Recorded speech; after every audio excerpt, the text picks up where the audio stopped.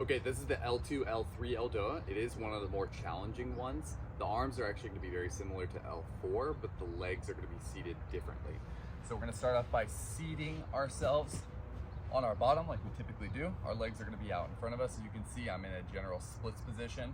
I want this angle to be about 90 degrees, but we want to go wide enough that we feel tension in our hips. Some of you may be more mobile.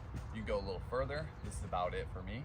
Now you can see that I'm pushing my legs straight out away from me. My heels lifted because I engaged my quads here. So we're thinking about tightening our legs and pushing them away from us.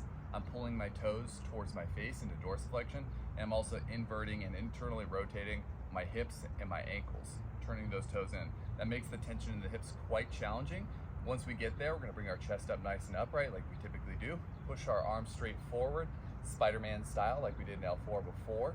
We're gonna bring our arms straight up as well, and we're gonna maintain them straight up, pushing towards the ceiling, axial extension from the tailbone all the way to the top of my head.